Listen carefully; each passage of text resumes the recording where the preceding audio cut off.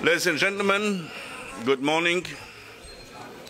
We had just in the Foreign Affairs Committee a 2-hour debate with the Foreign Minister of Italy, who introduced us to the Italian work plan and priorities, but also gave a report about the Gymnich meeting the last weekend. It was very clear that in the center was crises like Ukraine, where we see more and more Russian aggression, and the will and the thoughts about how a diplomatic and political solution can be still achieved, including the question of the sanctions which were decided in the European Council, but also what it all means for the preparation of the NATO summit. At the same time, we cast all the questions from South Stream to Iraq, Libya, the humanitarian questions in Iraq and Syria. But I would not like to make these statements all by myself, so I would like to introduce to you Federica Mogherini. We will have a hearing with her at the end of this month. We have decided not to have a first hearing today, so she is here not as the candidate for European Foreign Minister, but as Italian Foreign Minister. Federica, the floor is yours. Thank you, Elmar. Yes, we discussed in Milan, where Elmar had the courtesy of coming to participate to the Gymnich Friday, if it was appropriate to keep this presentation of the priorities of the Italian presidency today. On my side, this is extremely important as a sign of starting with the right steps, building a fruitful cooperation, fruitful and full cooperation with the European Parliament and the committee. I don't know if we were successful in limiting the issues to the Italian presidency and to the Gymnich, but I guess at least I enjoyed the debate very much, and as always, the parliamentary life is always very lively, interesting, and politically relevant. And so I take it as a first chance. As you said, we discussed, I presented the priorities of the Italian presidency, the things, the fields in which we will support, and we are already supporting the work of the High Representative. That is the task that the presidency is given in foreign policy. We discussed a lot about the enlargement. As you might know, I paid one of my first visits after taking the presidency in July to all the capital cities of the Western Balkans to set a clear message of engagement in this respect of the Italian presidency. And then I reported on the discussions we had in Milan Friday and Saturday on the major crisis, Ukraine, obviously with the developments that we've had also in the last days, and with the decision of the Council Saturday night to work on a further package of sanctions. I reported the work that under the presidency that we hold has started yesterday in Coreper to prepare the package. The package will be presented by tomorrow from the Commission. Coreper is meeting again tomorrow, Thursday and Friday, and by Friday a decision will be adopted. Apart from that, I reported the work we've done on Middle East in terms of, in a stricter sense, the work we've done and we're going to do to support the ceasefire in Gaza, making sure that it's a real ceasefire, it's really long-term, and most of all that it is linked to a political process that can lead to a solution, the two-state solution, and a solution that can allow us not to go back to a crisis in Gaza in 12 months or 18 months again, but find really a solution. And we need Europe there, that's clear. I reported also on the discussion we've had on Syria, Iraq, the efforts to face the challenges posed by ISIL, in the region. We discussed Libya in Milan and so also here.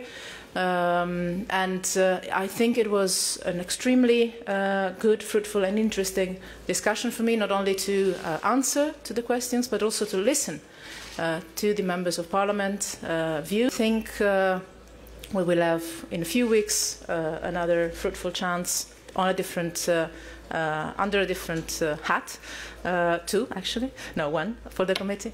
But for me it was a very good day for the moment. But then I'm in your hands, so it could get worse. No, I'm joking. But as I dedicated a long time, we dedicated a long time for the discussion in the committee, you understand me if we have less time for you. I promise in the future it would not be the same. Madame Mogherini? I think we can get just one. Madame Mogherini? Thank you. Comment vous qualifiez aujourd'hui la situation en Ukraine? So, perhaps I'm wrong. He has now asked the question, then I will, I think, appoint. Yeah. I think things on the ground are getting more and more dramatic. We speak about an aggression, and I think that we need to respond in the strongest possible way to that, in order to make sure that, as Elmar said, pressure is put in order to find a political solution. Sanctions are part of a strategy, of a political strategy, should be. The fact that the contact group managed to meet is the little light in a time of complete darkness. And I hope that we will manage to work for having this little light growing and the darkness reduce. I have to say it's not encouraging what is happening in these hours. That's clear. What the Italian presidency can do to support the work of the High Representative in this regard, we'll do, and we are doing. As you know, the work we're doing on Coreper is under the Italian presidency responsibility, and we're doing fast and in a consensual way, hopefully, to implement paragraph 12 of the conclusions that were taken on Saturday. One after the other, I think, no, but I think my time has finished. Finished? Because we said I had to finish at 11, so I think just one maybe. What are you expecting from the NATO summit? And there, Professor, two questions. You and then the man there in the back with the glasses was the first one. Then it's finished. What are you expecting from the NATO summit in Wales? Will you be in Wales for demanding me? No.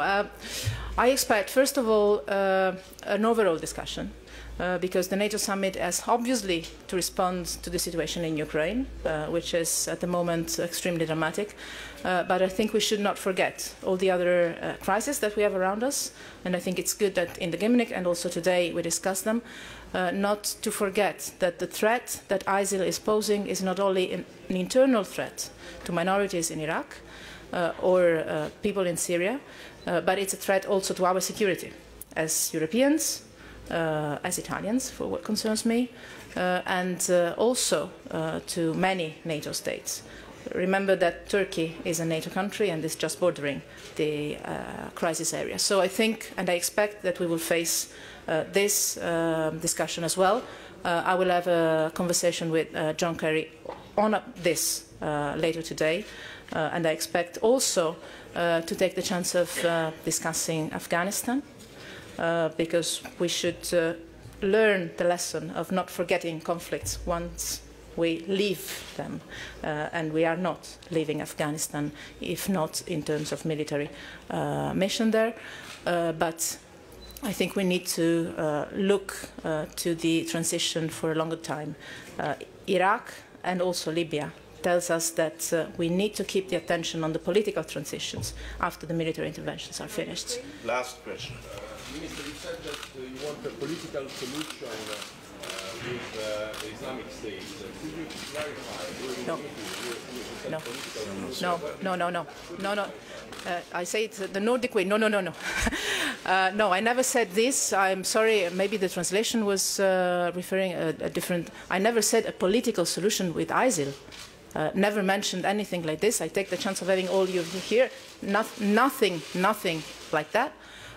No way. I said we need to build a regional framework in the Middle East that allows different actors to face together the challenge of ISIL and respond together to the challenge that ISIL is posing in terms of security, in terms of humanity, let me say it like this. So no way there is a political solution or deal towards ISIL.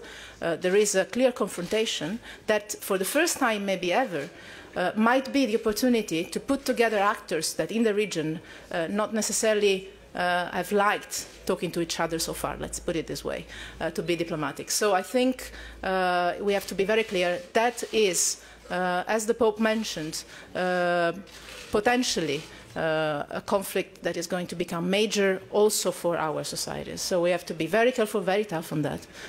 No way there is a political dialogue at all. I'm really sorry if my words were reported badly, but I take this chance to correct them completely. I'm sorry, but I have to finish it now. No, Freshman. You have to blame me because I did not stop the meeting earlier there. So we have to close it now. It's all the fault of the European Parliament. Thank you so much. Thank you very much. Thank you. See you.